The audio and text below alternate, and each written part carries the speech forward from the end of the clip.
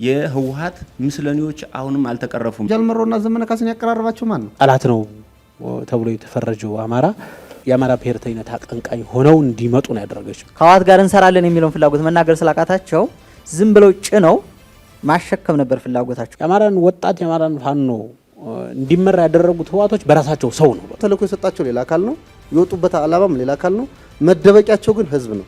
ዘመነ ካሴ በመንፈስ አማራ አይደለም። እነሱ አይደለም ከሰፊው ኢትዮጵያን የአማራ ህዝብ ጋር ይቅርና ከወለዳቸው ልጆች ጋር የማያኖር ስራ ሰርተዋል። ለቁራሽ መሬት አይደለም እኛ የምንታገለው። ወልቃይት ነው የኛ ምን ይጠቅማል ይልዋል። ስምምነቱ ይሄ ነው። በቃ ይሄ አካሄድ ስለማልቀበለው እንደው ስለማላስበው የአማራ ህዝብ ለስርዓተ መንግስት ግንባታ ያለው ታሪክና ልምድ አለ።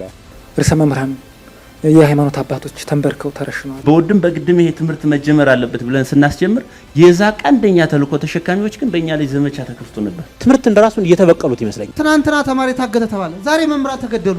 ዋና ዓላማው ምንድነው? ይሄ ቀኝ የሚባለው ቲም አንድ የሻለቃ አመራር መጥቶ ሻለቃውን በሙሉ ይዞ ሊመጣ ቅድሚያ እሱ መጥቶ ግን ተልእኮ ይዞ መጥቷል ተብሎ ታስረው ተመልሶቷል። በማን በቀኝ ውስጥ አርበኛ እያንዳንዱ ቤተሰብ ተይዞ በሚሊዮን የከፈለው ብዙ ነው። ምርጫ ላይ አይመረጥም ምናምን ብሎ ሰልፍ ሲያወጡ ማህበረሰቡ እኮ ወዶና ፈቅዶ አይደለም ሰልፍ የሚወጣው። ስምምነት ከተደረገ በኋላ እታገላለሁ ከሚለው አካል የሚመጡ የተቃርኖ ሀሳቦች፣ ተቃውሞዎች ይኖራሉ። ባንዳ ማለት ትርጉሙ ምንድነው? እኛ ግን እንዳንሰድባቸው ስድቡን ቀደሙ ወሰዱ።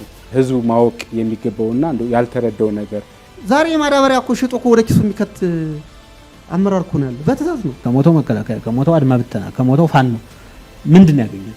እረፍት አልባ አድርጎ ለመኖር እንጂ ውጤት እንደማይመጣ ይህም ገዳይ ያውቋል። ተልእኮ የሰጠው ያውቋል። ግለሰቦችን እንደ አምላክ እየተመለከተ ማገልገል ሳይሆን ቆሞ ሚዛኑን ማየት አለበት። የአማራ ትግል የሚፈታው በአፈሙዝ ሳይሆን በሰላማዊ ሂደት ነው።